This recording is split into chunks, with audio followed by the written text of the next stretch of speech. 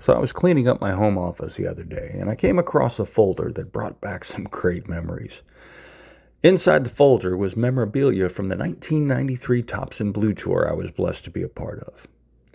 The very next day, I got a Facebook message from His Awesomeness, Dave Jackson, good old Frankenspach, asking me for a favor, and that really got the wheels turning. Going back, I was a last-minute replacement to the cast. I came in the last 2 weeks of staging right before we hit the road. Was taken to my room, given all my gear, told to change, and taken right back to staging. Was thrown in with the other male vocalists who were tasked with teaching me what they had come up with so far. Lane, Nebu, Mo, and Marty. They brought me in, worked with me, taught me what they knew. I was struggling to keep it all straight and wondering if I would ever get it. Marty stopped me, looked at me with his little sideways grin, and said, "Don't worry, you got this. We got you." That was Marty. Goofy smile, good old boy sense of humor, but always willing to help. When it was time to learn the stage setup, we were the mules, lugging gear everywhere, all around the world. From the theaters in the U.S., to hangars in Europe, the beaches of Heraklion, to the steep, narrow staircases in Eastern Europe. The biggest memory I have about Marty was the long bus rides on the music box. I'd be reading or dozing, and I'd feel a nudge on my knee. Look up, Marty's looking at me. "Hey, change me seats." I had unknowingly taken the seat next to his lady. Again, new guy mistake. Around the world we went. Marty was a solid teammate, never faltered, always ready to do what needed to be done. The show had to go on. I grew up a lot on that tour, and the main reason was the people around me who wouldn't let me be less than the best I could be. Marty was one of the constants. I owe them all a great debt. Cheers, Marty. Welcome back to the Priory podcast with Dave Jackson. My name is Cole Patton, and this is Sam Patton. We have the privilege of introducing the next guest to the podcast, which is our dad, Marty Patton. And I think it's a privilege for our dad to be on this show and that podcast for so many great things that he's done and tell so many stories to all of you. So sit back and relax. One more thing from Sam. Yeah, Thompson Blue has been obviously a huge part of my dad's life. I mean, my mom's life too. Just being able to have the privilege to go to like 49 different countries and entertaining the troops. I seriously love hearing all about just everyone's experiences, just from the performance to the in-between, the crazy traveling stories, maybe people getting almost left behind and all that stuff. So I'm super excited to possibly hear some stories that I haven't heard before. And yeah, so like he said, sit back, relax, and enjoy this podcast.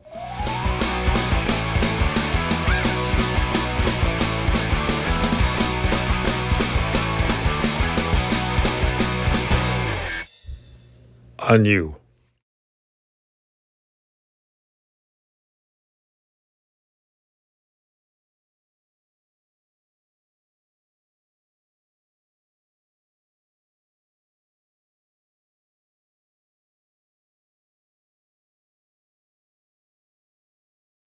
All right, folks, before I introduce this guest that's here on my screen right now, I want to tell a little bit of a story before we give away his name, which you've already might have figured out because he's sitting here on the screen right now. In 1998, this gentleman was working as a tech center director down there in San Antonio. I was down in San Antonio for schooling. And during all this, my sister was in Kentucky, and she was being treated for leukemia. She was having a bone marrow transplant. And after in the middle of her bone marrow transplant, I wanted to cheer her up and write some music. And luckily, in my little room, in my hotel room there on Lackland Air Force Base, I had a couple basses. I had a 4-track Tascam recorder on a microphone. And we recorded some music for my sister. And it was to cheer her up. She was having a bone marrow transplant. So we wrote a little piece, again, 4-track Tascam, a couple basses and a microphone in a dorm room. And we wrote a song called Bone Marrow Blues. And this was to cheer my sister up. We also wrote another song and performed it and it was called Two Angels. Unfortunately, my sister did not make it, and she passed away. She never heard either song. Having said that, this man right here, Marty Patton, was kind enough to do the vocals on those little tunes we did in the lodging there in San Antonio. And I can't thank Marty enough. Those songs got passed around my family a bunch during that time period. And so, folks, here we are with Marty Patton. I know this whole thing started out a little bit dark, but I want to get that out there because he deserves the credit for this. And he was very helpful for our family during that really tough time period. So I want to give him credit. So, folks, we have with us Air Force veteran, 10-year veteran. He had a line number for staff sergeant when you got out because you were a sergeant when you got out. You had a line when you got out. The line they combined our AFSCs for just flight controls. Yeah, and joined that with the hydraulic shop. So for 3 years, I tested PFE only. Oh, I got you. Okay, that makes more sense. All right. In 92, I scored a 96 to get a line number. Wow. So it was a hard road. Yeah. So Marty toured with me. I had the honor of having his sweat flung on me almost nightly for about 10 months as I played bass behind him. Part of the TIB 40th anniversary One Song, One Voice tour. Listen, he's got a couple accolades here that I just want to share. He was best of show at your regionals in England. Yes. You also were command level first place in the vocal group. We'll get to that here in a little bit. By the way, and he worked on the B-1, just so everybody knows. Great aircraft. He worked in the B-1. So, Marty, welcome to the Priory. I'm just thrilled to have you on here, bud, man. I've been waiting for this for a while. And yeah, man, welcome to the podcast, man. How you doing? Good. It's great to be here. It's good to see you. Yo, it's good to see you, man. My first question right out of the chute, the elephant in the room. Where's your hair? It's still in staging. Still in staging? Man, I'm like, holy cow, he's kind of shiny up there. All right. Yes. All right. I got all your hair, man. I know. See, that's where it went. I got it all right here. It was a donation. It was a donation. So I know we probably talked about this sometime during our time together in 93. And I remember some of your family background, but tell the folks pre-military, where you grew up. Let's just start with that. Where you grew up. Give me your situation before you went in the military. Came from a little town in Speedwell, Virginia. It's like right to the north would have been West Virginia. To the west would have been Tennessee and Kentucky and North Carolina. I was within probably like an hour and a half from all four of those states. So kind of down on the tip of the Blue Ridge Mountains of Virginia. Mm-hmm. Town of about 500 people. Small school, it was 30 of us, in class, and we had no kindergarten. They didn't build the kindergarten until we were in 7th grade. So it was 1st through 7th was elementary, and the high school was 8th through 12th, which was in a different town. But normal, play sports, that kind of a deal. Single mom. She raised the 6 of us. My dad had passed away when I was 2. Yeah. My biggest influence as far as like having to do with the Air Force is my uncle retired out of the Air Force as a chief master sergeant and retired out of NASA. And he was stationed down at Langley Air Force Base on the coast.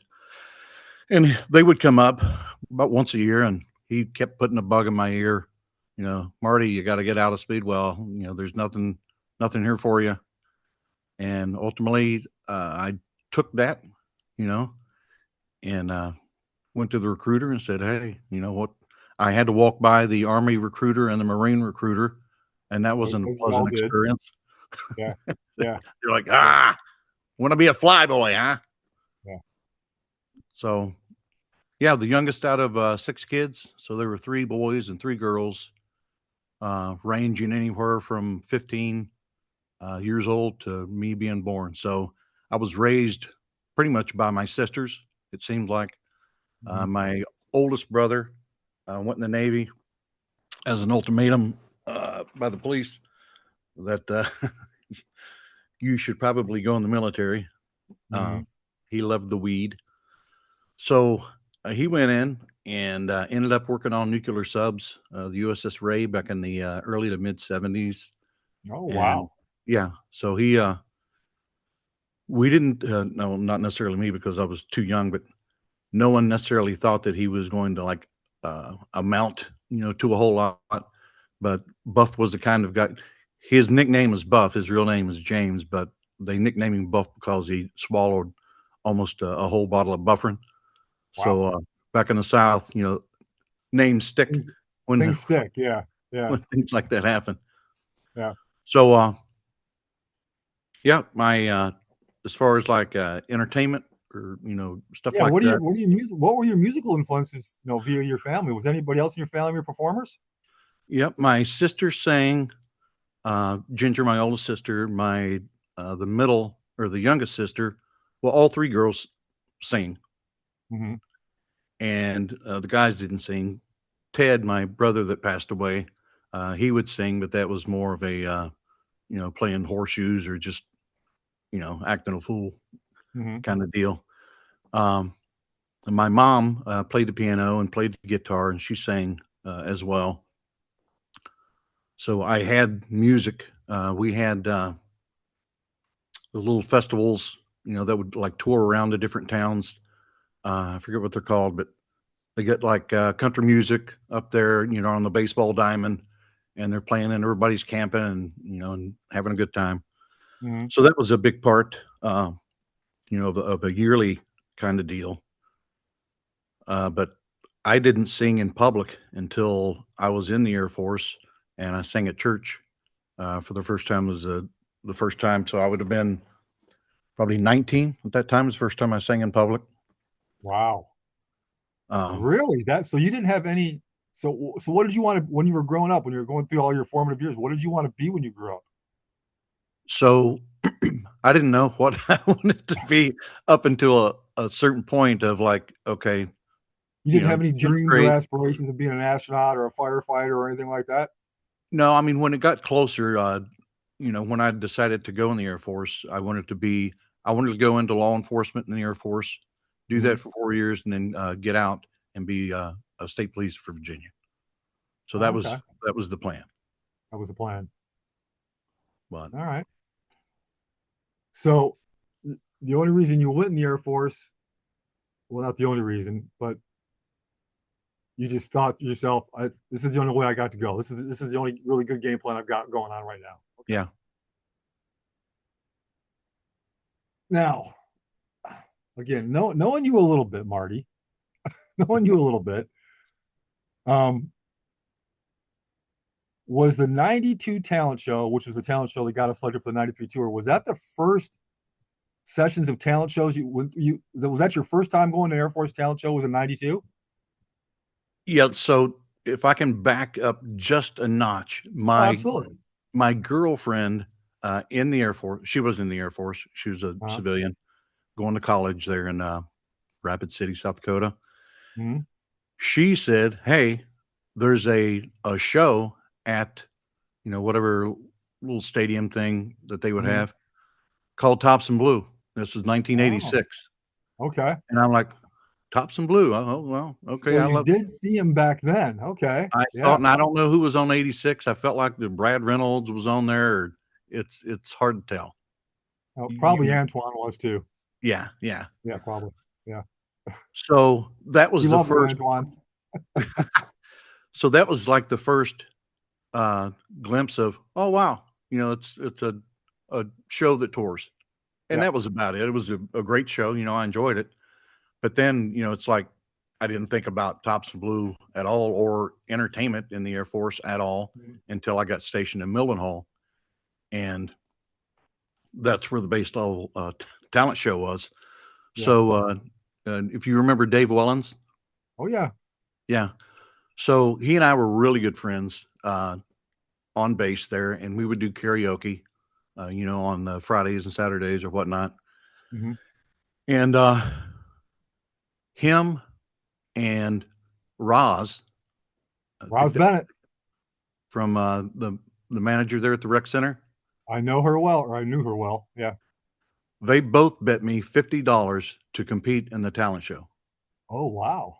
That's the Wow. only reason. That's the only reason I competed. Really? Because of a Yeah. bet? What? Yeah. Yeah. And Dave Willens won first place male vocalist, and I won second place male vocalist. Wow. So that was it was a bet. What was this? What was the piece you sang? Doug Stone, Come In Out of the Pain. Okay. Not familiar. Maybe I am. I just don't remember the title. Wow. Now, Yeah. did you do that? Did you do that song all the way through regionals, the whole nine, all the way up? What did you do at Worldwide? I Same didn't. song? No. Okay. We got put. Who was Joanne Mellon? Yep. Right. Joanne. Yep. From Yep. USAFE. Germany. Yep. She put a few of us together as a vocal group. Okay. I had borderline laryngitis at USAFE at command level. So I knew that I was, cooked. I wasn't going to be able to keep up with the dude that ended up winning. That did the song about Memphis. Oh yeah. Streets Walking on. in Memphis. Walking in Yeah, Memphis. walking in Memphis. Yeah. So there were a few of us. Now, do you remember? Was Maurice in Europe in I don't remember 92? I don't remember what command he came from. I do not remember. Okay. Because I was trying to think, we did at command level and at Worldwide, we did the a song from the play Five Guys Named Mo. Yeah. Is You Is or Is You Ain't My Baby, with some rockin' harmonies. And on that group, I was on the group, Dave Willens was on the group, and Nebu was on the group. And there was two, I thought maybe Maurice was on there, and then there was another gentleman, his last name was Green, something Green the third. But I thought it was kind of crazy that 3, if not 4 of us got chosen for Tops and Blue. Yeah. Out of one vocal group. So yeah, at command level was the last time that I competed at male vocalist. So I did that, and that we got put together as that group, and as the group went forward. So Joanne said, "Okay, I'm going to put these guys together and form a vocal group, and I'm going to send you guys to Worldwide." Yeah. Now, so you didn't get selected for the USAFE showcase? No, I don't remember anything about a USAFE showcase. Really? And what year was this again? This was 92. Yeah. I wonder if they didn't have. I'm sure they probably had the showcase. Well, maybe they didn't. I don't think they did, to be honest with you. Maybe they didn't. Maybe they cut it by then. So you go to. So Joanne puts it together. How long did you have between the time at the command level to go to Worldwide? How long did you guys have time to rehearse that? What kind of time period did you have? I felt like that we got sent to London to watch the play. Oh wow! So that would have been like some homework, kind of stuff. And I don't know who exactly went, but it was to the extent that we're like, we want you to kind of be immersed into what this is supposed to look like and sound like. Right. Before we go to Worldwide. I felt like it was just a few weeks. I'm not exactly sure, 34 years ago and whatnot. Yeah, I get you. I hear you. Well, USAFE was known, to spend the bucks, man. They always had the best stuff, the best gear, the best, the best outfits. They always came to Worldwide, ultra super prepared. Yeah. And everybody was going to try to beat USAFE at Worldwide. I remember those days. How'd you feel about going into the vocal group? Were you happy that you were going to Worldwide? Didn't matter what category you were in, you were just happy to go? Or were you bummed out about not doing a solo song in the male vocal category? I don't remember being bummed out about it. Okay. Yeah. Yeah. It was just like, hey, I get to go. Yeah. You know, I was, I don't Well, remember this complaining. whole thing must have been like a whirlwind for you. Oh yeah. Yeah. Just And mind blowing. the base was super, super supportive. So Yeah. that was a bonus. They were like, whatever you need to do, Yeah. go. We'll sign whatever we need to sign. You know. Yeah. The You Save group, man, they had their act together. I did two regionals at Milton Hall, and I did a command level in Germany. Well, I did two command levels in Germany again with Joanne and Bernie Roan. Yeah. So I know, I totally, I know what you're talking about. Roz Bennett, man, she was a taskmaster. She was. She was a taskmaster. I think I told the story in the podcast, so I apologize ahead of time. Uh, I didn't go to one of the rehearsals, the first tech rehearsal, because an act before me, yeah, I know, I got that look too. The act before me came to lodge and says, you don't have to come in tonight. Don't worry about it. I'm like, really? He said, yeah, they're good to go for you guys. I'm like, what? So the next morning, the entire band, the instrumental group I was in, came to my door and just lost their minds on me because I didn't go. Because I was told I didn't have to go. But I really did have to go. So that ended Dang. my chances of doing anything that year. Right there. Wow. We got to perform uh, there at Milton Hall, but that's as far as it went because I just totally screwed the pooch and listened to somebody and they said, yeah, you don't have to go. So all right, so you get to Worldwide, you got your vocal group, you go to Worldwide. Now Marty's on a plane, he's heading overseas. What was your first impression when you first walked into the auditorium for that Worldwide? What was your what? I mean, you come from Virginia, small town of Virginia. You've been in the Air Force X amount of years, and all of a sudden, this huge door opens up, and you walk in amongst all this. What was going through your mind? I think just kind of awestruck, the magnitude. Yeah, I mean, you could fit, if you go to the next town over from Speedwell, you could have fit about 6 of those theaters inside uh, where we were going to perform. It yeah, was like, wow. And then all just, I think part of the professionalism yeah. of the people, they were like, you could tell there was someone behind the scenes. We know who he is. Mm-hmm.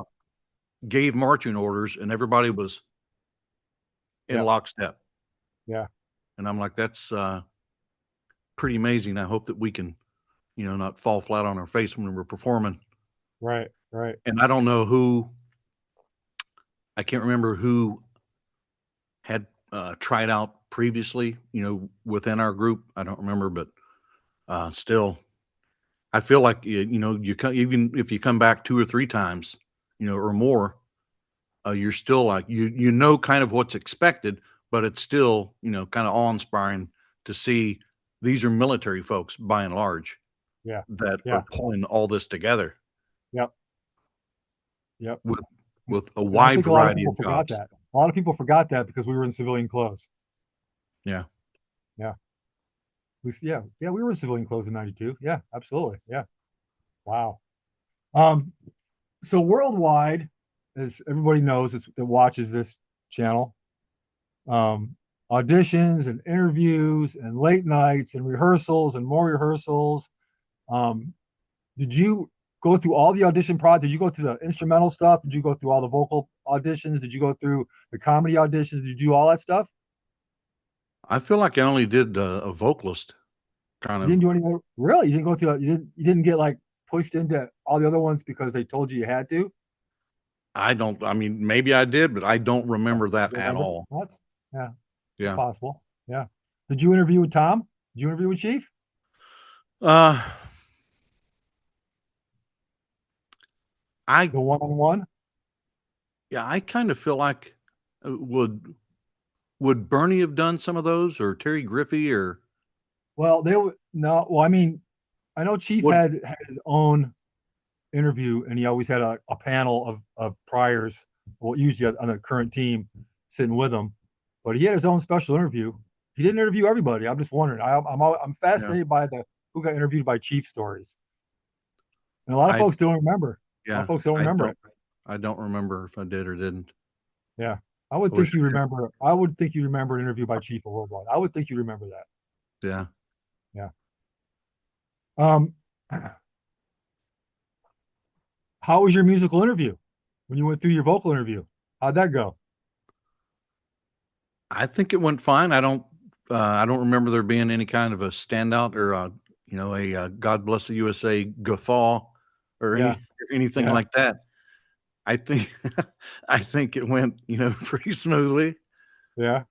Yeah. Well, I mean, you got picked, so something must went right, right? Yeah, exactly. So, how did the show go when you guys did your act? What was the group called? What was the vocal group called? Charisma with a K, Charisma. Oh, with a K. of Why a course. K? I have no Why? clue. I have no clue because it can't be a CH. You get these, All right. Well, I guess it's the artist, you wanna stand out and you can't yeah, just go with straight charisma. yeah, You yeah. gotta I think there are 2 Z's in it too, you Oh know? wow, wow.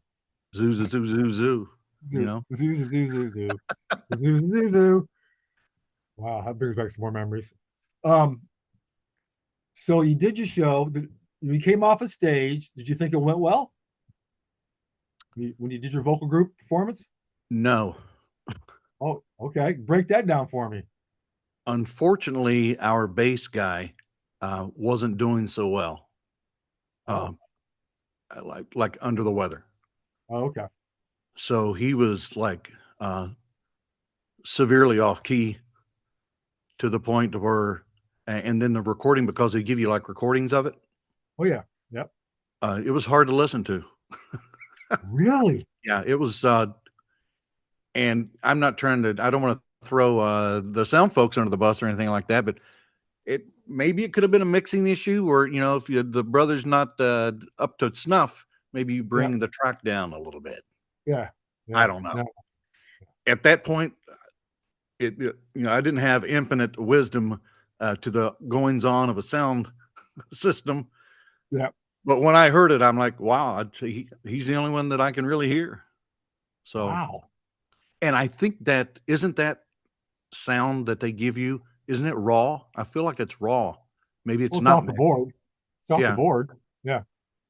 so Yeah. It's not like they don't like mess with it after the fact and tweak it and EQ it or add reverb or anything yeah, like that. Was off the board. Yeah. yeah. So you went in there with your vocal group and you talked to was probably the judges when you had your little review of your song, and you guys are all sitting there and you're like, ah, something's amiss here. Yeah. Wow, No, I feel like we knew that we were, cooked at that point, really? You knew it was done, huh? Do you remember who and won the? Do you remember who won that category? I don't. I don't. Okay, folks. Anybody out there in Priorland who won the 1992 vocal group category? Because I don't remember either. I feel like it was like an R&B or like a Boys to Men or some kind of a Yeah, song like that that won. That's something that was really relevant at that time on the yeah, charts, maybe. Yeah, wow, yeah. yeah. So you get done with your show. What do you remember? Do you remember what? This is gonna be a tough one. You probably don't. Do you remember what show night and what act you were? Usually, No. if I remember right, they put the vocal groups. Oh, I'm not sure if I got this right. I thought the vocal groups were like first, like one of the first acts of the night. I feel like that's right. It was like, thank goodness, we got it out of the way kinda mentality. Yeah, I feel like. I could be wrong, but that's the feeling I get yeah, as opposed to yeah. having to wait. Because when you perform early, you can not chill out for 2 days, but you still have some more time to think about things Yeah. uh, and reflect. Now, so you get to the banquet. You're at Worldwide. You're at the banquet, and you're sitting there with your teams. You're sitting there with you, Safety, and the whole gang, and everybody's writing down who's getting what, and all the Rogers and the Wilcos have been passed out.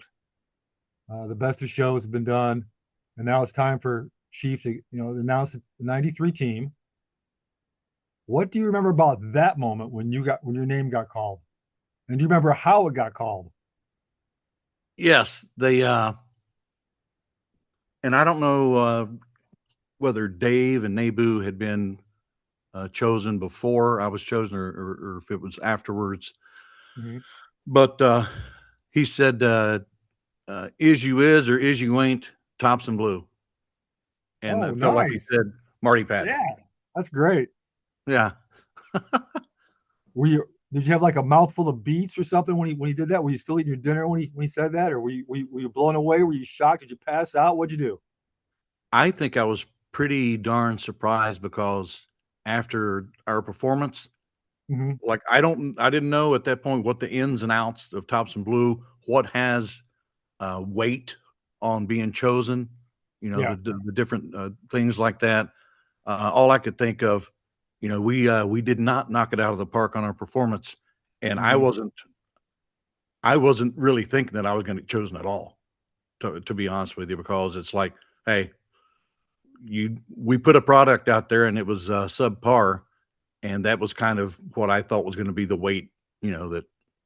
So I'm like enjoying everything going on, eating the food and Yeah. clapping for people that are getting chosen and whatnot, and then boom, I'm like, whoa, Wow. yeah, a bit Do of you a shock. remember? Do you remember the meeting right after that when the dinner was done and all the stuff? Do you remember going back there in that one room there it would have been at Yes. Joe Club or the Officers Club, whatever it was? Do you remember that experience? Tell me what you remember about that. All I can really remember is that they were saying a lot of things, and we were packed in there like sardines. It seemed like I felt like it was a dorm room, Oh wow. and that could just I don't know, Yeah, that because I that still that wasn't thinking clearly or whatnot. yeah, But that was a little bigger than that. Yeah. A little bit bigger than that. maybe Joanne had a separate meeting or something. I don't know. Yeah, I mean, maybe. in addition to the Yeah. other one, Yeah. but it Yeah, was that was the not the scared straight meeting, but I remember thinking to myself, okay, after Tom pitched everything, I'm like, I had second thoughts for about 20 seconds, and I realized how hard I worked to get there, and I just dropped the whole, you know, just just do what the man says, get it done, knock it out of the park, right. bust it, get it done, just go. I just, I spent so many years trying to get there. I wasn't gonna let that fly by me. Yeah. So you get selected.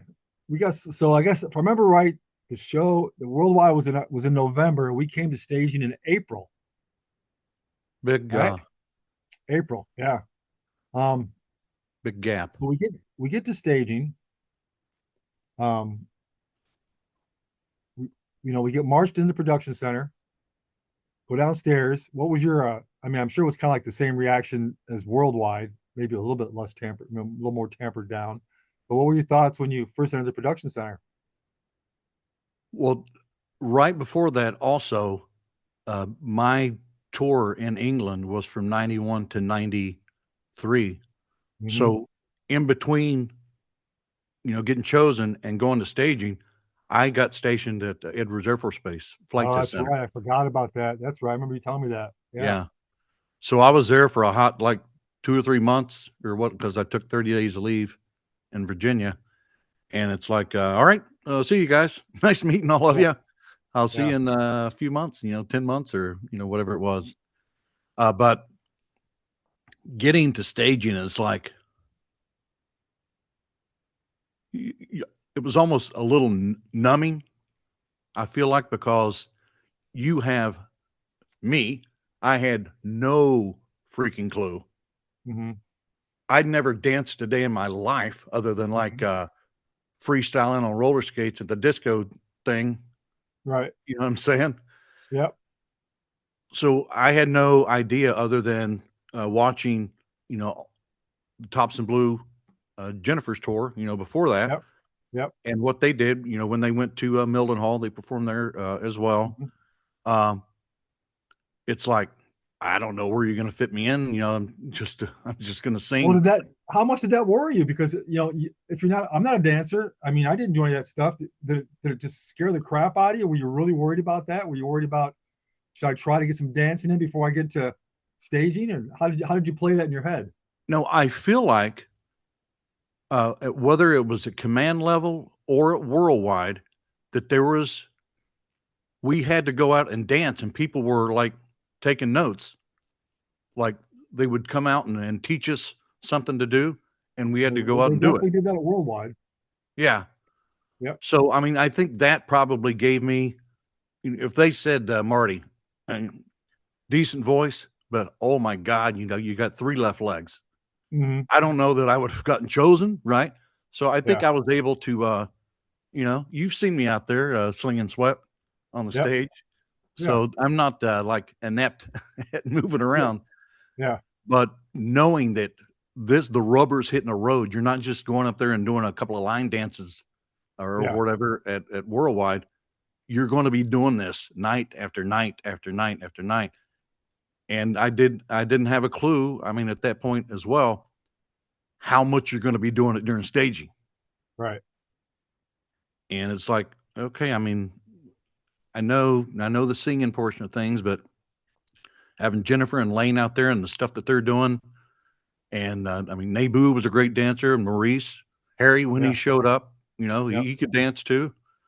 Uh, so and I heard who told the story about was it Jennifer about me and Manny? Yes. Yes. Yes. I felt sorry. I felt sorry for all those poor girls.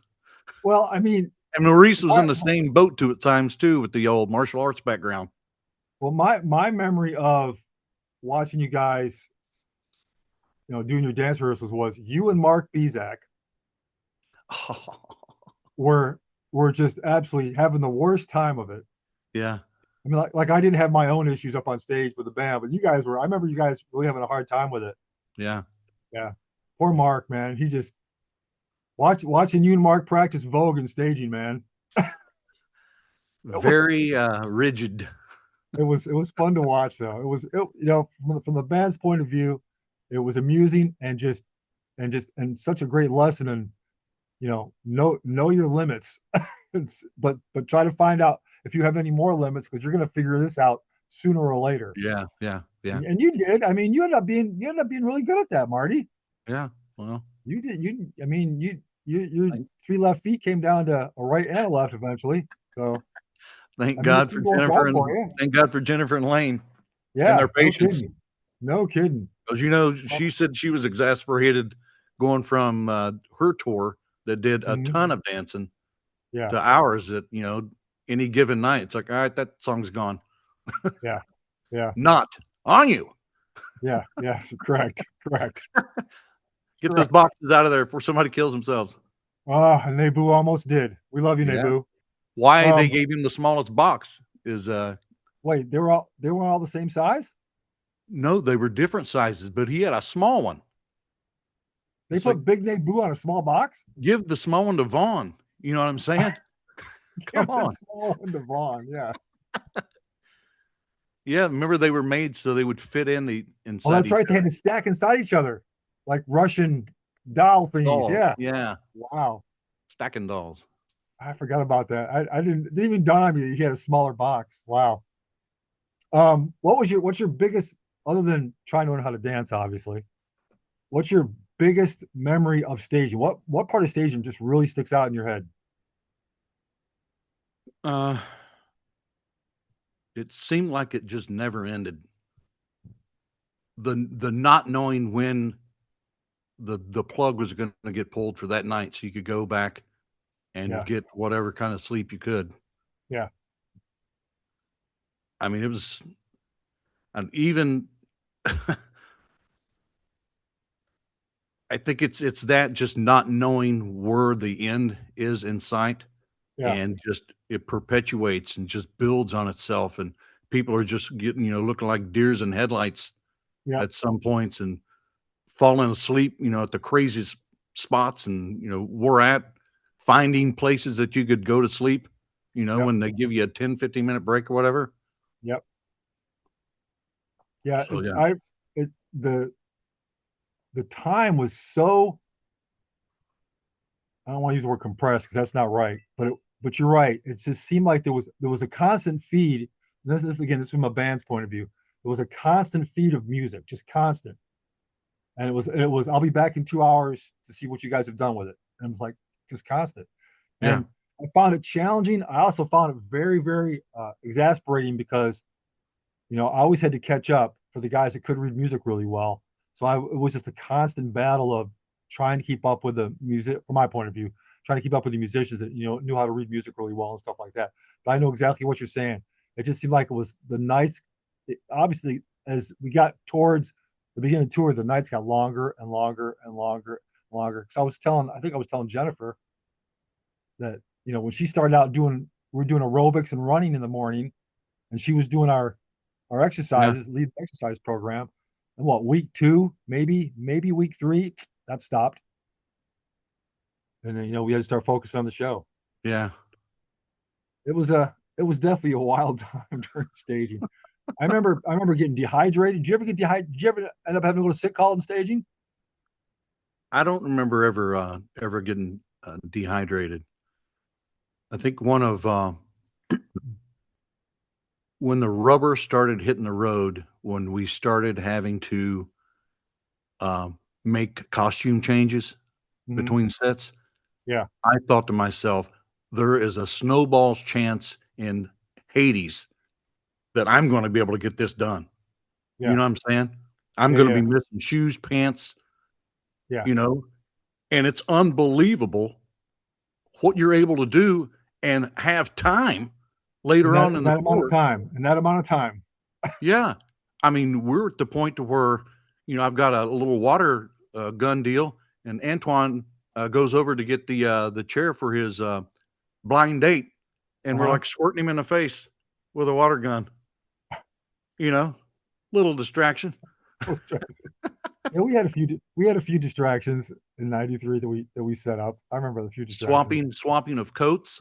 Swapping of Sometimes coats. doesn't. Yeah. And I hit up Antoine with that when we went down for Tom's ceremony. He had no recollection of that. And and to be honest, he goes, Dave, I've been on 50 tours. They're all commingled. I have no idea what's what. Right. Which is probably very true. Yeah. Yeah. During staging, did you ever want to quit? Say, I'm out of here? No. You're a good man, Marty Patton. You're a good man. There were other times, like in Turkey. Oh, we'll talk about that. Yeah. We'll talk about that. But we'll talk about that. You know what? Since you broached this subject, we'll talk about it now. So Marty had a bit of a mental collapse, maybe a shutdown, a quasi meltdown. And to this day, unless I forgot, which is again quite possible, to this day I have no idea what instigated that. I just remember Jennifer saying, "Can you please talk to Marty? He's already in his suit and sitting by the pool," which, by the way, was empty. No solace there. Yeah. I mean, like right on the edge of the pool, deep end, totally empty, and you're just sitting there looking straight forward. Now, I'm not trying to pry. You don't have to give up any information if you don't want to, but do you remember what that was about? Yeah, it's hilariously stupid. Okay, go hit me with a hilariously stupid. So, did you go to the quote unquote restroom at that little villa thing that we were at? I just remember that it was pretty gross. Yes. And I don't remember there being any walls either. I don't remember, but keep going. And there was like a foot pedal thing that you were supposed to use to clean up, shall we say? Okay, yeah. And I'm like, it had already been, I don't know how long it took us to get there. Everybody, it was super late, when we got there. And I just wanted to go use the bathroom. And that was the straw that broke the camel's back. I walked in and I'm like, you have got to be kidding me with this. I'm done. Yeah. Wow. It didn't take much, wasn't it? Well, there had to, Marty, there had to have been some buildup to that point. There had to been something. Again, I'm not trying to pry. You have to, tell us any information we don't need to know. But there must have been some sort of buildup besides a bathroom problem. I don't think that there was anything other than just maybe a I'm buildup. I'm filthy, and I can't get clean. Right? Yeah. And I can't just do the simplest thing that I've been doing my entire life without people in there watching me. Yes. A little privacy, please. Yeah. We were concerned. We were concerned. you definitely had a stare in your eyes that worried me. I'm sure it worried Jennifer too. Wow. All right. So now we're gonna back up. So now staging is done. We've got our songs. Everybody's pretty much, up and running. Nothing's perfect yet. Never is. Do you remember the first show we did for the basic trainees? I did we do one? We did one there, and then didn't we do one like at Randall? Or no? Randolph? Maybe. I just remember the first show. Yeah. Maybe. I actually thought we did two shows at the Bob Hope. Again, I could be wrong about that too. Yeah. I remember seeing just a sea of green, and they were going like ballistic, enjoying what was going on. Mhm. But that's really all I remember. I don't remember how well we did, if we made the No, changes. you remember? You don't remember your performance? Did you come out of that feeling good about yourself, or do you remember? I don't remember screwing up to a degree that anyone would really notice. You know what I Yeah, mean? yeah, Because the audience doesn't necessarily know what we're putting out there. yeah. So yeah, I felt like that I probably did what I was able to do in the time frame that I was allowed to get it done, and the speed in which we had to do it, Correct. Yes. because everything was 180 beats per minute. It seemed like, Yeah. you know, Everything was pretty quick. I mean, And got Rocky and Top was like they were doing it on crack. yeah. And depending on how much coffee Roy drank, Yeah. especially when we got to Italy, depending on the tempo of the show. Um, so we're on the road. I remember we headed to Florida first. Um, and I Let me cannot tell you a remember. little something with the Florida trip. Okay, go ahead. Absolutely. So I feel like we had to help with some of the staging, like at the tech center, Mm-hmm.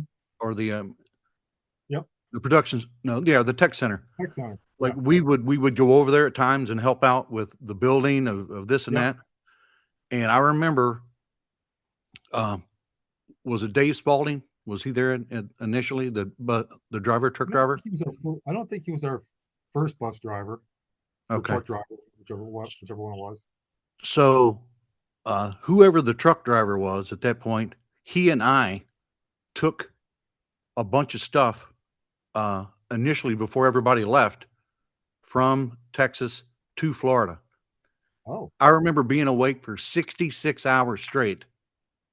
And I think I almost passed out at some point. We had to make some modifications to the set with, mhm. like at one of the military shops there, that they were letting us use a bandsaw or, whatever Mhm. it was. And I thought I was going to die, Wow. just from just pure exhaustion. But, you know, everybody gets there and you get some sleep, finally. But it's the task. So you weren't on the bus for the initial ride to Florida. You went ahead of us. Yes. Wow, I don't remember that at all. Interesting. Yeah. Interesting. So we're on the road, and I'm going to jump straight ahead to um, Eastern Europe, the Eastern European tour. Give me your thoughts on the Eastern European tour. What that taught you? I'm going to go this route with this. What did that teach you or glean on you as an American citizen? What we witnessed over there in Eastern Europe? I feel like that. I feel like the Eastern Europe tour, to me, I was amazed at how well they knew the American songs. Yeah. That was amazing, to have them seemingly almost like singing along with Mhm. a lot of the songs. So it was like, wow, all the way over here, in this Yeah. block, Yeah. they're still, striving for, America and the songs and whatnot. And a lot of it too is the stark contrast between like an Albania and a Prague. Oh, yeah.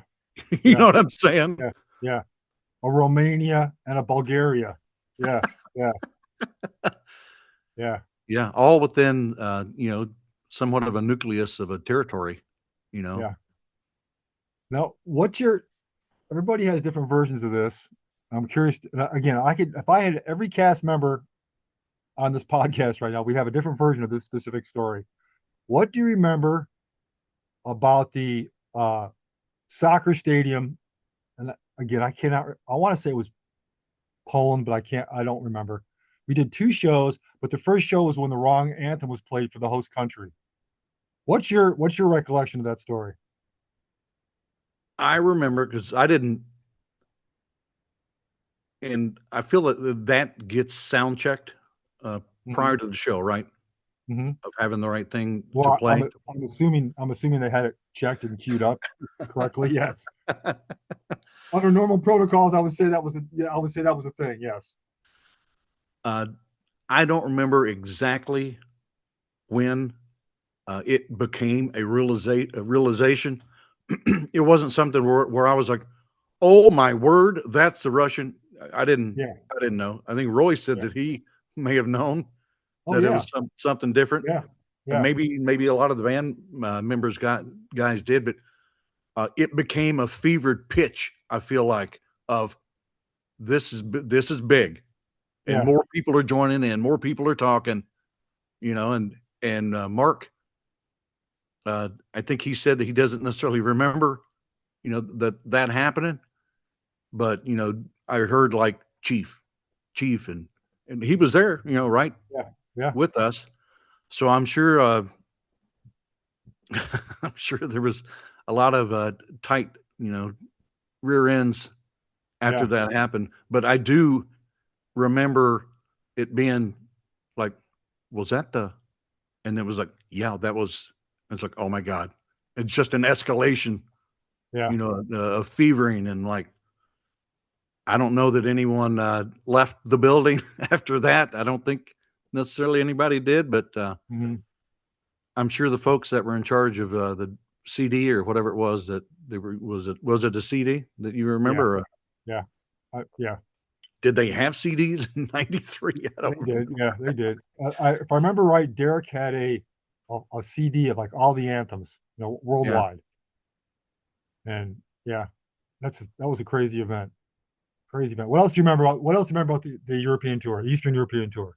I remember us in that the huge tall scaffolding was that Sofia, Bulgaria, where it had like the multiple channels of streets and the people. There was like 40,000 people that had all Well, pushed we in. played the Plovdiv, Bulgaria, not Sofia. I think it was called Plovdiv. I don't think it Maybe. was Sofia. Yeah. All I remember was it was in the town square. It was an elevated stage. Yeah. We Yes. sound checked. There was a crap ton of people there. And didn't we blow the Yeah. Yeah. subwoofers?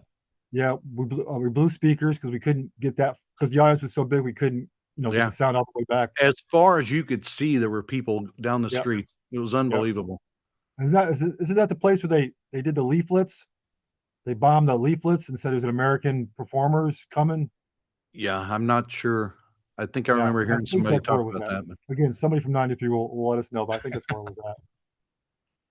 So again, this was a lot of years ago.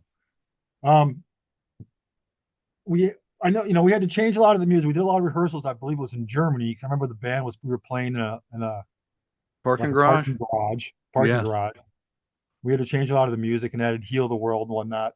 But one of the things that struck me was, and I remember in the Bulgaria one was a lot of these folks had never seen live Western music before, let alone live Western music with African Americans and folk, with the black folks on the team. Yeah. They were freaking out. They thought that was the most, and it was like the Beatles coming to America. Yeah. And it was. Remember, we had to do that line. They had to get us off the stage real quick. The band had to get off the stage real quick after the last note to "Heal the World." Go back in what seemed like it was a museum and wait for the okay to go down and meet the people. Yeah. Yeah, that was. Yeah. Do you remember any of that? Do you remember getting groped or any sequins torn off your jacket or anything like that? I felt like that there was like some close quarters kind of Yeah. deal. But yeah. Yeah. I mean, it's no different than doing Vogue with Naboo and he turned so hard left and right with the arms shooting up and down and ripping the sequins off your shoulders. I do remember that. That's a very specific memory. I like that. Yeah. It was like being in a washing machine between Right. him and Maurice. Yeah. Yeah. Yeah. You should have been in back of you guys and, all that body stuff coming our way. Yeah, yeah.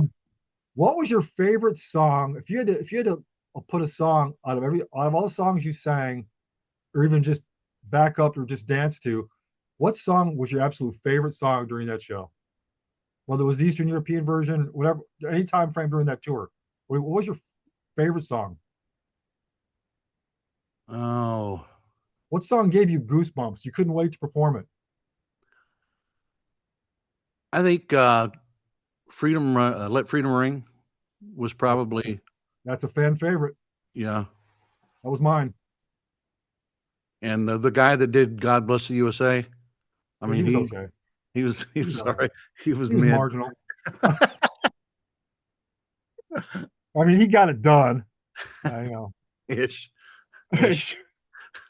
So the story that Marty's alluding to, folks, we're like show 110. It was well into the tour. Yeah. England. Was it England? Yeah, I think it was Upper Hayford. Okay, all right. And Marty, who sang the song probably 150 times, not including rehearsals, it seems like, decided to completely dump the lyrics in his head and tried to make some up real quick. And what was the phrase you used, Marty? Oh, you said that I said my neighbors and my wife. My neighbor and my wife. But I feel like I mumbled a little bit before that even came out. You did. You did the whole I forgot words mumble, and then you said, and my neighbor and his wife. And then I heard the support from the background that said, nice one. I had barely even gotten into the next verse and I heard nice one. Nice one. I gotta tell you, I know Roy and I were just losing it. We're doing everything just to keep our composure, just stay focused on the song because it's important to you. Don't smirk, don't smile, just keep going. Keep going. Show must go on. Because it's contagious once it starts. Marty decided to dump the lyrics on probably one of the most famous songs TIB does, or did.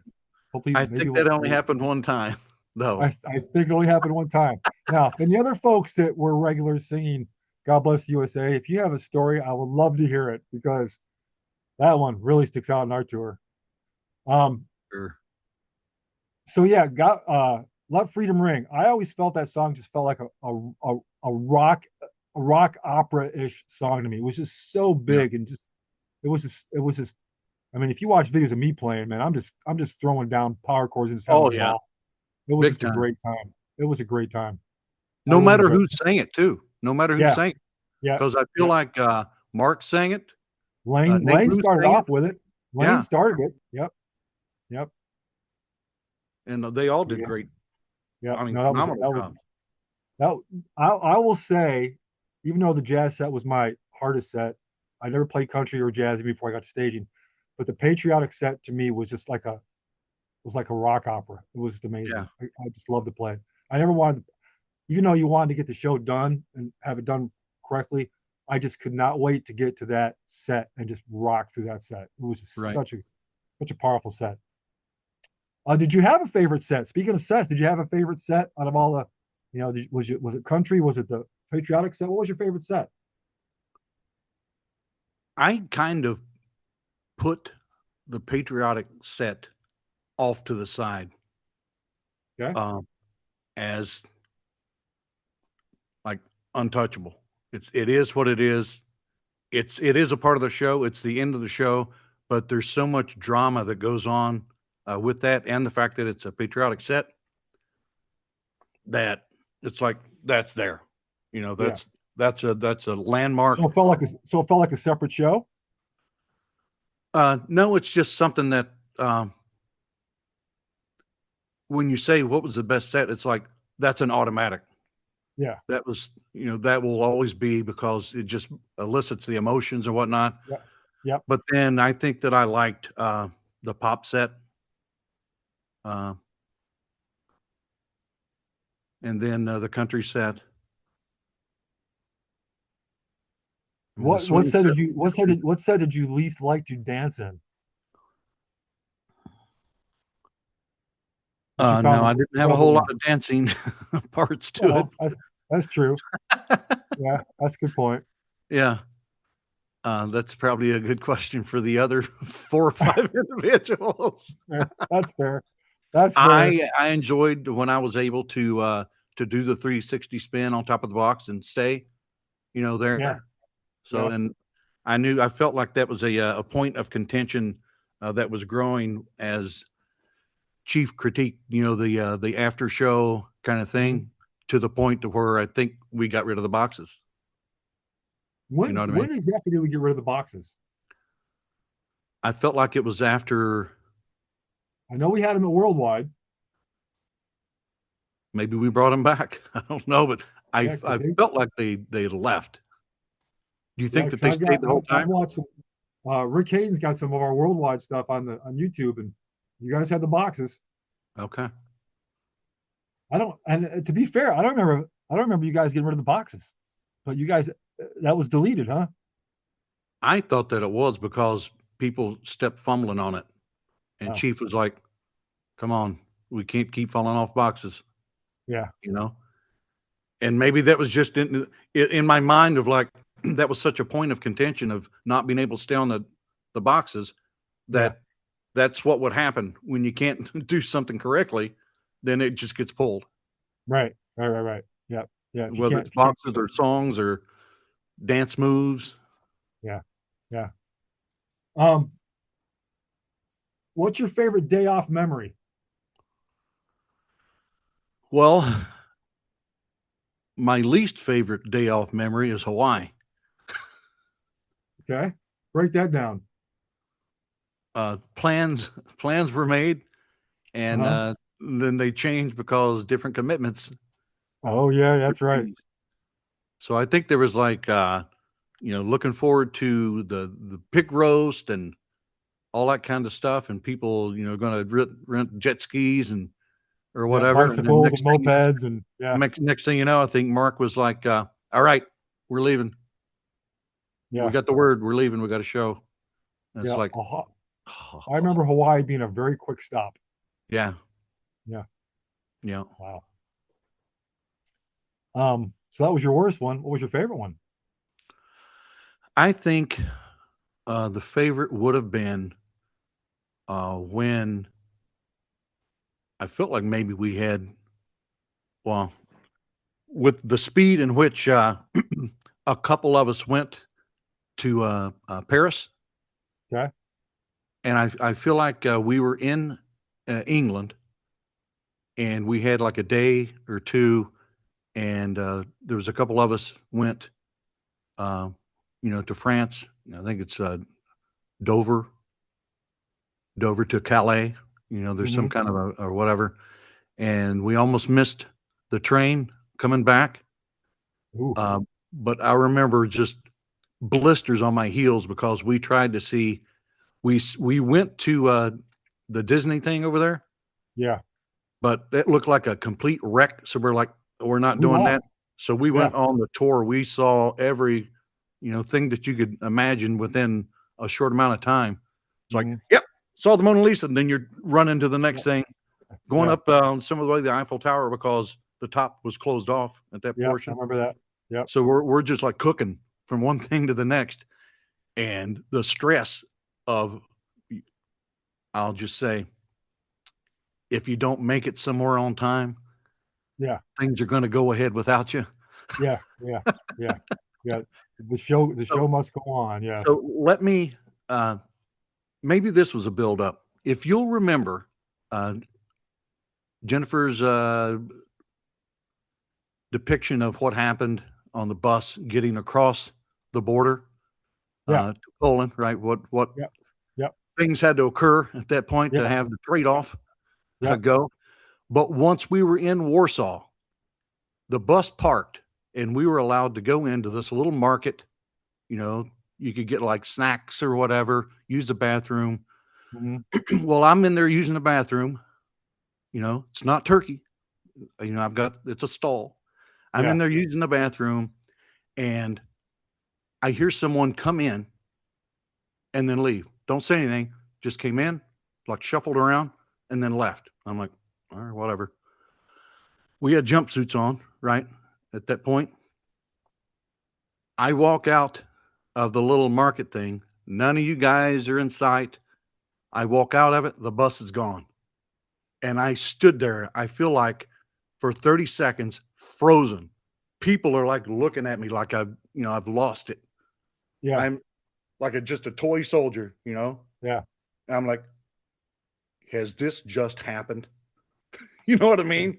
Wow. I try and go out of my way not to be in a circumstance like that. Yeah. And I felt like it was an eternity. People just walking by and looking at me. I'm in that freaking jumpsuit with my Yeah. white, Got what your they call ascot. it, Yeah. yeah, ascot. Yeah. And I look to the right and I see Jennifer running down the sidewalk. You remember any of this? No. No. All you guys were on the bus. They had moved the bus around the corner and parked it. And you had no idea. Yeah, and they were going to leave, and Jennifer was like, "We're not leaving," and she went running down. And maybe I'm imagining this. I felt like Chief was behind her, like I'm not losing too. Yes. Yes. Wow. No, I don't remember that. I'm like, oh my word! I was mortified. I bet. I'm like, I'm in Warsaw wearing a Yeah. jumpsuit, Yeah. and where do I go next? Yeah. How do I get to wherever I think I need to go? I've got 13 rubles or whatever. You know what I'm saying? I'm not getting anywhere. Yeah. 14 zlotnies. Yeah. But yeah, that's crazy. Wow. What was your worst throughout the entire tour? What do you remember being your worst on stage, specifically Marty Patton screw up? Other than God bless the USA. Other than that. You have anything in mind? No, I don't. I don't.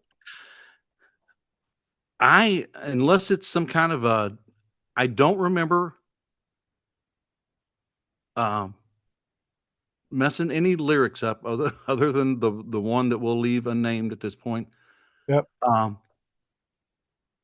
Maybe some pitchiness or something like that.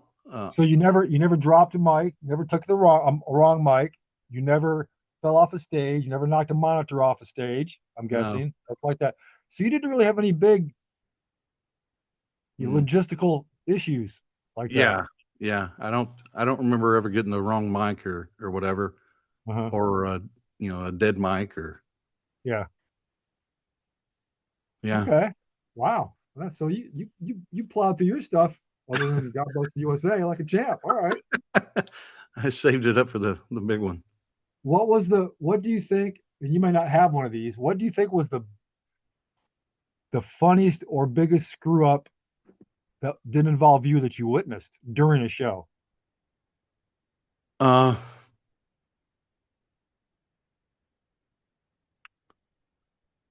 don't know that it was anyone specific, but the present itself, when it wouldn't move, whether it's supposed to open or close. Yep. And you have to have I felt like I worked on that thing a lot personally. Mm-hmm. And you kind of knew, being a mechanic, right, when things aren't working at the speed they're supposed to work. So if it's not opening, I lean against the thing to help it out. I've been under it, like when I'm not performing, I've been under that thing, putting a chain back on it, or pushing from the back. I felt like there's a few of us that had to do that at times. There was a few skilled folks in the front, the vocalist group, that had to figure out how to push that stage and look like they're dancing and having a good time getting the thing open and just making it work. Yeah, it's part of the show. Yeah, I'm pushing the stage open. It's part of the show. Yeah. And just hoping you can keep up with the other side. Yeah. Because it seems like stage right worked the majority of the time. It was Yeah, stage I would left. agree. Stage left. It was and if there was a wrinkle in the dance floor, Oh, and then we dude, always Jesus. put we always put cases of the show flyers there underneath it to weight it down so it would have some grip. But yeah, you did when Roy hit those toggle switches behind him, you were like, it should work. Yeah. It worked. We tested it out. We tested it out 3 or 4 times. It worked then, but it never, once every, what would you say, once every 8 or 10 shows, Yeah. it would crap out. Yeah. Yeah. Yeah. Yeah. Then we had to rebuild the whole thing. Remember we had to add the ribbon and repaint stuff and change the framing on it. And That that was time consuming for that sure. was a tough process. Yeah. I think there was I felt like there was some feathers ruffled during that whole process. What do you mean? What do you mean? Just like some people that maybe didn't want to do it, Oh, and then other people that were just trying to get it done. yeah. That there may have been some back and forth, and somebody's gone for 10, 15, 20 minutes. Yeah. And it seemed like that whole frickin' the flats, isn't that what we call them, flats? Flats. Yeah. So that was a laborious task. Yeah. I don't know. I don't remember there was painting. Well, especially if you didn't know what you were doing. Yeah. Well, that's probably why they took extra water breaks. Yeah. Yes. It was Yeah, probably better off overall. Yeah. Yeah. Yeah. It was one of those things where like you could tell that we're given direction what we had to do, but if you've never done it before, you had to get shown how to do it. If you never used a rivet gun before, you had to get shown how to use it. Yeah. You never used a sewing kit before, you had to get shown how to use it, then apply it. And we learned a lot of skills. We learned a lot of skills that tour. At least I did. That I never thought I would fiber use optic before. curtain.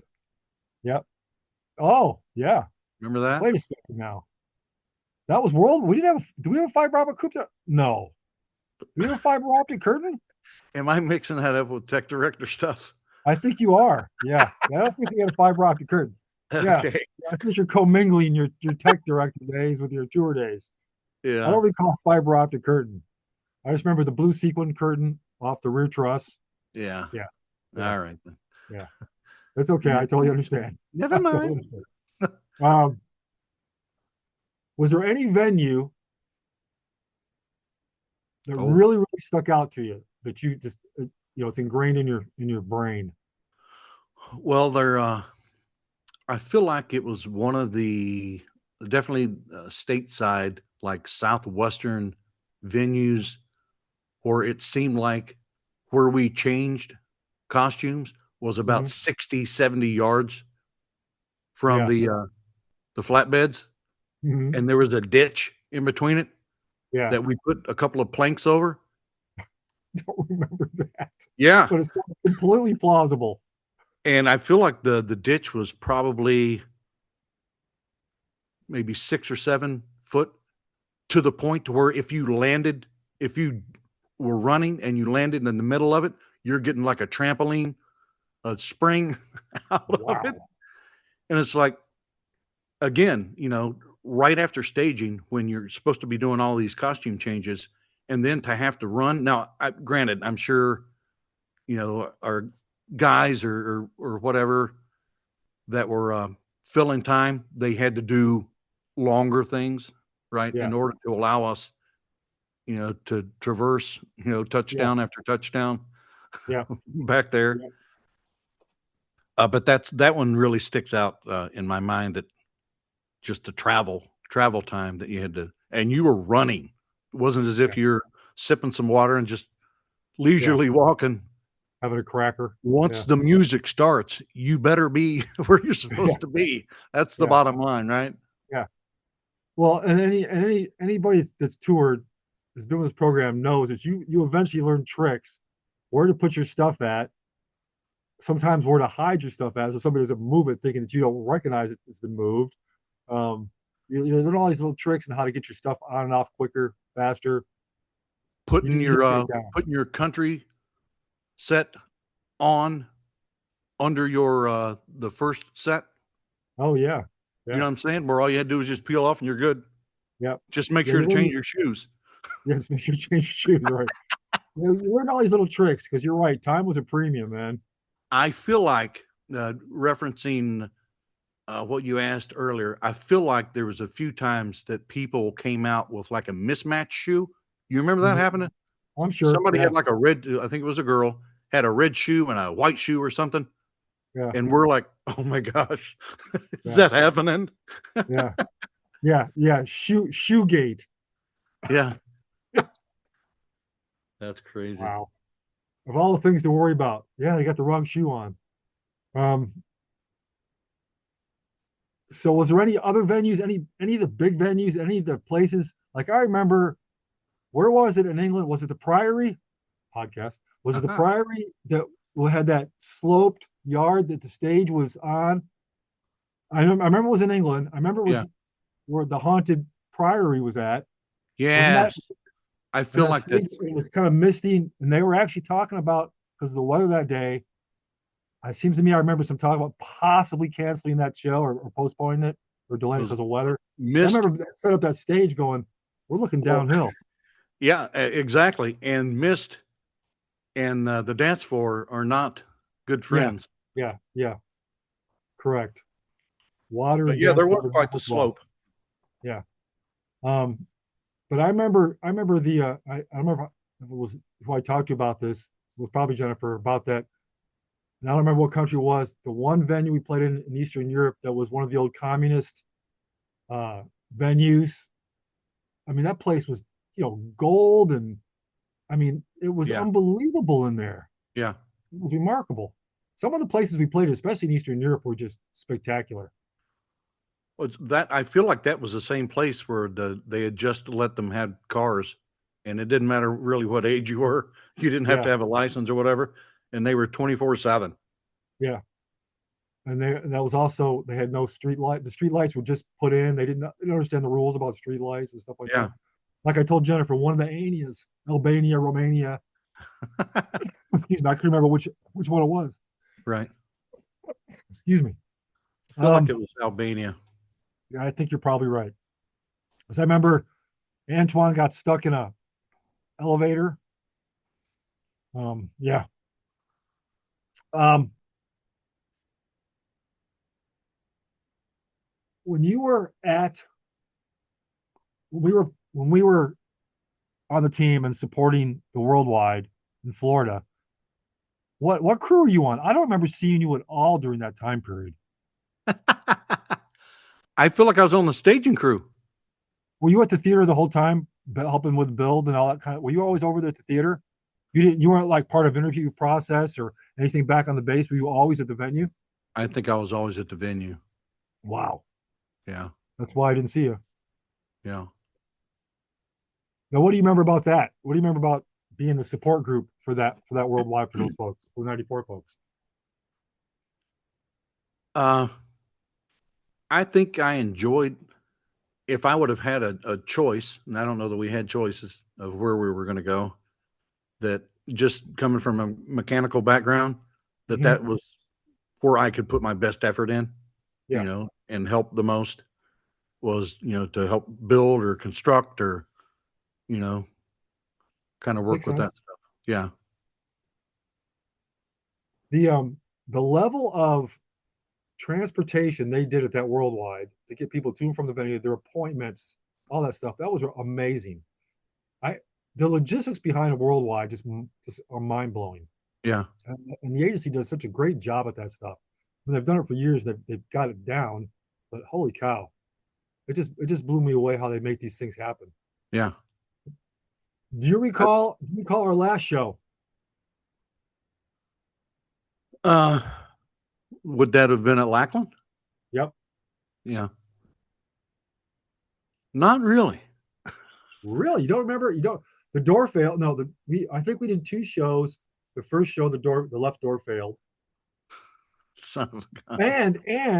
and I remember the paneling came off on the lower side underneath the keyboard riser. The paneling peeled away as it was pulling away. That happened a few times on tour as well, Yes, I it feel did. like. It did. It did. So you don't remember anything about the last show? You don't remember everybody just basically crying for the whole show? Us, as in the performers. Yeah. I was a blubbering idiot after song number two. I was looking over it. Kevin, and Kevin was crying, and I remember Jennifer looking at me, she was crying. And I was, and to be fair, and I've said this, even though I was blubbering like an idiot because I knew it was the last show, that was easily, I rate that was probably the best show we ever did. That show was was tight as a drum. Yeah. Even though we were all a mess, that show was tight as a drum. But you don't remember anything about it. Not really. All right. I don't know why. What do you remember about the banquet? Just, I mean, that I feel like was the culmination of the emotions as well. I mean, given the blubbering, if everybody was crying, I'm sure I was crying too during the show. Yeah. Yeah. But the banquet, it's like that is like the last time that we are going to see each other Yep. in that, Yep. in that environment. I mean, there might be a few people here and there that come back and do something, but that's it, Yeah. see you, see you in the hallway. Do you remember what Chief said to you when he gave you your ring? Something about wishing they were 30. I don't it was a little embarrassing, but I'm just saying. Is that something that you turn around to the group and you're like, yeah, huh? Yeah. How about that? Yeah. Yeah. Yeah.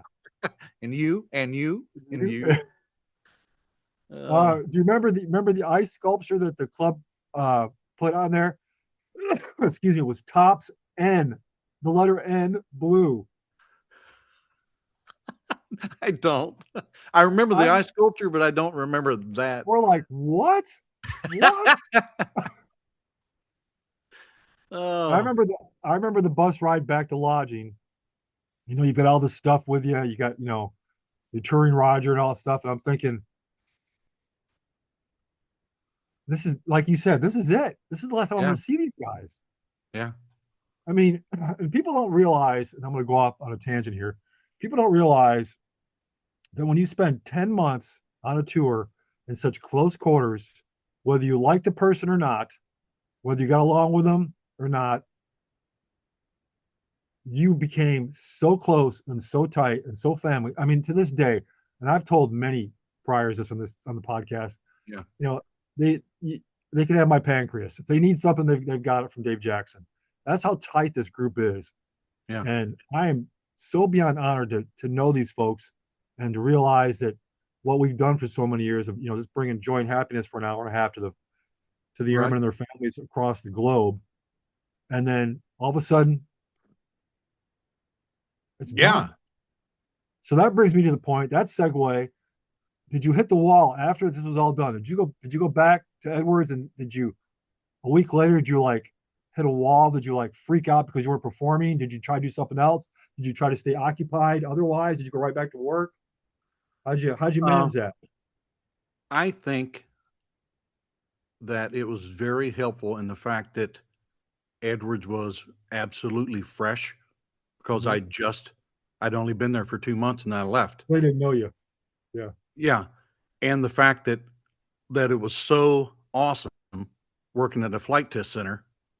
Yeah. No kidding. You know what I mean? Yep. I met Chuck Yeager there. Mm-hmm. I got to watch the space shuttle land there when they couldn't land in Florida. Mm-hmm. And the shuttle was pulled into the hangar that we worked out of. So I was able to walk into the space shuttle. Oh, nice. Yeah. Really small. It was a lot smaller than I thought it was going to be. Yeah. Yeah. So I think it was a lot of those things that I was just geeked out about. I mean, I felt like Edwards Flight Test Center was like the Top Gun for maintenance. Yeah. You know what I'm saying? It's like Disney World for a maintenance guy. Yeah, that's what I'm saying. Yeah. It's like bring on the orange wire. It's the B-2 was there, and it was just great. So I think that provided a helpful distraction from not just dwelling. If I didn't have a whole lot to do necessarily, or all these activities and events going around, and your mind starts thinking at that point, I feel like that's that could be a wall, a detriment. Mm-hmm. And then with the exit, reduction in force thing that went Yeah. on Yeah. in the 90s. So that was another distraction. That wasn't a pleasant distraction, but Yeah. No kidding. it was what it was. But that kind of sucks. Put your mind in a different space. What am I going to do when I get out? You know what I'm saying? So Yeah. if I had went back to like England and was there for a span of time, I could see, especially like seeing Dave, being reminded, what we did, Yep. and um, just like I said, just being reminded of, wow, we're not doing this anymore, and Yeah. you start thinking about how incredible the whole thing was. No different than this podcast, from start to finish, and how we're like, especially the newbies. It's like, I'm sorry, Chief, I don't see how this is going to happen, let alone Yeah. load the truck. Have you seen all Yeah. these things? That's not Yeah. going in there. Yeah. You know what I'm saying? Yeah. To how buttoned up we were at the very end. Yeah. You're like, Yeah. we did that as a group. Yeah. The whole blood, sweat, and tears. And now I'm back. Working mids on Yeah. 135s and playing football for the Milton Yeah. Homer Routers. Yeah. Did you ever so refresh my memory, after we toured, how long were you in? What year did you get out? Was it The next year, 94? 94. Next year. Oh wow. Yeah. Because my follow-up question was going to be, did they ever ask you to come back on tour, or would you have gone again? Yeah. Yeah, I think so. You said, well, a little bit of hesitation, Marty. Well, I A mean, I little got to bit. think. I got to think about the answer. I'm trying to weigh. Would there have been anything? If it's Yeah. 100 performances in Turkey, no, I probably wouldn't have Yeah. went back. If someone showed you a picture of that bathroom, you'd be like, no, never mind, I'm not going back out. Yeah. No, I'm squared away. I'm good. But I think I would have went back out. I Yeah. mean, to the point that Chief calls me and says, "Hey, do you want to be tech director?" Well, that's another perfect segue. When you were tech director, um, did that change your perspective at all of the program? Did it add to it? Did it subtract from it? Did it, how did it change you? How did it change how you saw the program once you become part of management inside the program? Yeah. Um, I don't think it changed my mindset, just because I feel I was so involved in staging, Mhm. uh, whether it's helping with staging during our tour or, helping build the sets before the tour. I'd Right. spent a lot of time at the tech center. Um, but the difference is, like you said, uh, being part of management. Now I'm seeing things from the other side. I'm seeing the logistics and what goes into all those decisions. You Mhm. know what I'm saying? How we get the equipment and how fast you got to act. Chief says, Yeah. "Hey, give me a list of what you got to do." And I have a list together. He calls me, says, "Marty, we've got XYZ." And I know I have my list prioritized of, am I getting a Yeah. drum set? Am I getting keyboards? Am I getting the lighting boards or whatever? Right. So it's that I think it was cool um, to see it from that perspective. But it was also awesome that I could get into that position that I enjoyed, that represents my mechanical background. Yeah. Yeah. No, it was a good fit. I think it was a good fit for you. Yeah, You did it for what, 2 years? 2 years. 2 years. So I have the same similar story that Roy had. It wasn't until 99 that I found out that there's a lifespan for the GI Bill. Oh, okay. And so at that point, unbeknownst to me, for 6 years, I hadn't been doing anything. And Mhm. now I have a short amount of time to utilize it. So that's the reason that I left. We went back to Michigan. I ended up getting my bachelor's in teaching, basically psychology Mhm. and history and social studies. Yep. Um, but I was like, I can't just waste 25 grand, Yeah. but and settle my laurels. Yeah. And you can't go to school and be able to utilize that as tech director because it's a lot of times it's very time consuming and you're out on tour in the beginning Yeah. and whatnot. Um, but I felt that that was the best move to do at that point was don't waste. Yeah. Don't waste that. No, Yeah. I totally understand that. Um, let's do some fun stuff. So when I get the priors on here, I like to ask them not off the wall questions, but it's kind of like more of a background of your childhood and your psyche as you got older. What was your favorite car? My favorite car was a 72 Nova Super Sport, butternut yellow with a black canvas top, a 4-speed Muncie transmission with a 411 rear end, 383 stroker engine. I think that was my favorite car. Okay. My first vehicle was a 78 Nova hatchback. Really? Yeah. I had a 78 Nova. I feel like it was a hatchback. Crazy paint job. I bought it from a pawn store. Wow. What a car at a pawn store. Wow. Yeah. Wow. What was your favorite candy when you were a kid? Uh, Probably Snickers. No. Snickers A little bar. bit candy bar, a little bit of everything in it. All right. Yeah. All right. What was your favorite cartoon when you were a kid? Bugs Bunny, I would say. Okay, that's a good default answer. Yeah. Yeah. What's your favorite movie that anytime it comes on the TV or whatever, streaming, whatever, you have to watch at least a few scenes in it? What's your favorite? Outlaw Josie Wales. Oh, great movie. Yeah. Worms got to eat. That's a great line in that movie. It's Worms not got to it's eat. not for eating, it's for looking through. That's right. Great movie. The Rock What's your King. all-time favorite TV show? Oh, probably Seinfeld. Good call. Yeah. Did you have a favorite superhero? You a superhero follower when you were a kid? You were a Batman, a Superman, Spider-Man? Did you do any of that? I don't think so. I think mine was more Bruce Lee, more like martial arts Okay. kind of stuff. All right. Then I won't go to my next question, which is you prefer Marvel or DC comics? I won't go there then. Yeah. Um, Sam's the all right. aficionado on that stuff. He's like, he talks so far over my head. It's Yeah. like I'm glazed, my eyes are glazed over, like, oh my gosh, how does someone know that much about DC and Marvel? It's unbelievable. Well, you guys should converse. You get together, we should do a separate podcast. Yeah. Yeah. All right.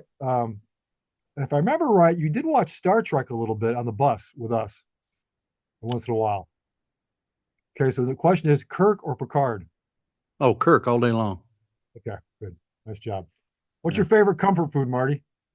The funny story with Star Trek Okay, go ahead. is growing up, we only had 2 channels, Yep. NBC and CBS. In order for me to watch Star Trek, I had to go along with my sister that worked at State Farm. And in the back room was a little TV, and they had ABC over there, Oh. which is what Star Trek was on. Oh, So nice. on Saturdays, if Karen would say, "Hey, you can help me file, and you can watch Star Trek," and I'm like, "I'm in." I'm in. Yeah. Outstanding. Um, yeah. Favorite comfort food? Wow. My favorite comfort food would be a Skeeter dog. All right, you have to break that one down, kiddo. So in Withville, it's about 11 miles northeast of Speedwell. There is a little mom and pop uh, store, kind of, you walk in and there's just the old antiquated, remember the old mini Cokes that you pulled out? Yep. Yep. It had all that stuff. So this is back in the the early 70s. But the name of the guy that owned it was Ian Umbarger. So the store's name was Umbargers, but it was nicknamed Skeeters. So Skeeter dogs. I could eat tons of Skeeter dogs. I'm serious. What makes him so special? It's you get it with the works, right? So And the works includes what? Chili and the cheese and the onions and everything? it's the red wieners Okay. and a heated what do you call it when you like heat up a bun? It's not like on the grill, but where it's moist. Yeah. Yeah. So pop it in there, little mustard, little ketchup, chili, onions, and coleslaw. Wait, did you just say My coleslaw and my a hot mouth's dog? watering right now. Did you say coleslaw? That's great. Coleslaw. Yeah. Is it vinegar-based coleslaw or is it creamy coleslaw? Uh, what was Think the first hard. thing you said? Use your words wisely. You said what kind of coleslaw and creamy? Yes, a vinegar or cream relay or cream based Oh no, coleslaw. no vinegar. This is Okay. creamy. Okay. All right. Yeah. All right. I can understand that then. I can understand that. Um, now you Skeeter got dog. me hungry. Now you got me hungry for a skeeter dog.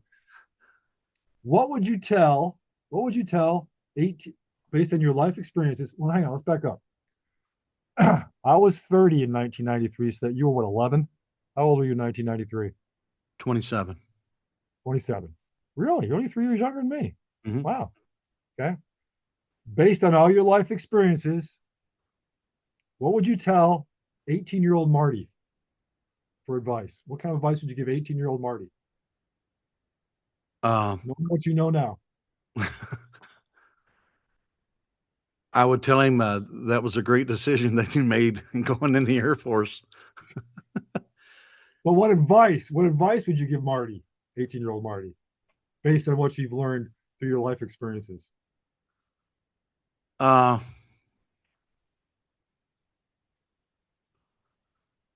that's a hard because of having done so many different things over the span of what 33 years since Mhm. then.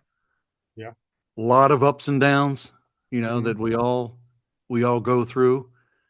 Probably just stay consistent, you know. Uh, glass and I'm a huge glass half full kind of guy, to Okay. the point that it's almost irritating when I have to be around people that are glass half empty. Mhm. If they are always like that, I'm not going to gravitate, towards that because they tend to clash, you know. Um, be patient. Uh, don't do a bunch of crazy things. Well, that's pretty vague. you know, That's very vague, Marty. or don't do 170 miles an hour on the motorcycle. Fair enough. You know, Yeah. make sure that your rappelling rope goes all the way to the ground. That's a good safety tip. Good safety Yeah, tip. Yeah. yeah, and I think it's just be consistent and treat people the way you want to be treated. I mean, it's as simple as that. You know, don't find yourself, being arrogant. You know, I don't know. There's just tons of things that you can tell Yeah. an Yeah. 18-year-old Marty. Yeah. Yeah. It's like you're going to find yourself in this situation. Yeah. You know, without getting specifics on Yeah. other stuff. Yeah. Yeah. I hear you. All right. Yeah. Um, and the last question I'll have before we sign off is what Tops and Blue Prior do you believe influenced you the most? Oh, now what time frame would that Any influencing time frame, then? any time in your life, tour, on tour, off tour, when you were working in San Antonio, whatever. Any prior, whatever prior do you think influenced you the most? Either to the positive or the negative or both. That Yeah, I think helped Marty get to where he needed to be in blue. on a general sense, it would be Percy. Okay. Break that down for me. While I was a tech director, he and I spent a decent amount of time together, and he would come over to the tech center when it was like he needed a break. You know what I'm Yeah. saying? Yep. And we'd come into the office there, and I would pop in uh, Martin doing the Dragonfly Jones. I don't know if you've ever watched that skit. No, I've never You seen have it. to. You have Okay. to. Okay. But we would just be rolling laughing. And it was just like, he was good. It was a recharge. It was good to go. He was so personable. And honestly, the same could be said about you. You and I you kind of think about that stuff with the people that you spent the most time with. Mhm. And from tour, you and Maurice, I had spent, because Maurice was stationed at Randolph, I think it was. I spent the most time with you guys. So given that and just the mindset, upbeat mindset, just like with Percy. But if I had to say three, I would say Percy, yourself, and Maurice had the biggest overall impact because I spent so much time with you guys. Yeah. Well, that's very kind of you. Very kind of you. Yeah. I had an absolute ball with you on tour. I've got 1,000 pictures of Marty in various scenarios and various photograph books behind me over here on this thing. And I go through them and I'm like, I remember Marty doing that. Yeah, I remember Marty doing that. That's right. Yeah, I remember Marty doing that. So yeah, I had a great time with you on tour, man. And we spent a lot of time when I was down there in San Antonio when I got shanked into cross training or retraining. That's a whole nother podcast, whole different story. Oh, I But watched. yeah. I heard it. Yeah. Yeah. So you're a good man, you're a good friend, you're a good dad. And of course I wish you the best. And like I tell all the rest of priors, if you never need a pancreas, a lung, a kidney, I'm also B negative if you need some blood. So whatever you need, my friend. Listen, much love to you. And is Cole around? I want to meet Cole. Where's Cole? Bring Cole in. I want to see Cole. Hey, Cole. Cole. Can you get Cole? Have him come down here. Thank you, sir. Is your son upstairs producing a movie? What's he doing right now? Well, Sam, Yeah. Sam's up there. I'm sure writing he's a probably screenplay. Is he writing a screenplay? maybe. It's hard to tell. It's productive, whatever it is. I'm sure it is. I'm sure it is. Because when he came down for Tom's retirement with Jennifer, man, I was. There he Look is. at this guy. Tell me, Cole, Cole, describe yourself to me real quick. Okay. Not what you look like, but tell me about you. hmm So I love playing sports. I've been in a lot of them for a lot of years. I played baseball, football, soccer, and basketball. Oh, And honestly, I love video games. I love playing them. It's a passion. And I love it's a passion even. Wow. Okay. soccer's my favorite sport by far, and I love Ronaldo. He's my favorite player, diehard fan. Uh-oh. And also, the crazy thing is that like I do so well in like sports and school that I'm like sometimes I just stop and think like, wow, God blessed me. It's Wow. crazy. Wow. Wait, now, how's your dad with the soccer ball? Oh, he's pretty good. Oh, see, I think you're just being generous now. I Hey, think you're being generous. Okay. He's really good at passing. That's about it, though. Okay. Well, there we go. Now there we you go. nailed I'm sorry. The specificity. Thanks. it. We're right to it. Well, you're a good man, Cole. Nice to meet you, sir. Thank you so much. Nice to meet you too. All right. Take care, man. You too. See you shortly. Love I you like guys. him. Love you too, buddy. I like him. Yes. Yeah, He's a man. firecracker. Well done. Well done. All right, folks. Well, Marty Patton, Tops of Blue, 1993. One song, one voice, vocalist, tech director for the whole gang for 2 years. And I miss your company. I'm glad we got to do this, man. It's been a real hoot. And let's keep in touch more. All right. Yes, we can Keep in spend touch more. decades. I'm going to do at some point I will do a 93 reunion podcast and get us all on here, as many as I can anyways. So all right, Marty. Well, much love to you, old friend. And thank you for coming on the Priory. And I will let you know when this puppy gets uploaded to YouTube. All right. Awesome. Love you, Hoss. All right, man. Love you too, man. Thank you, Marty. Thank you.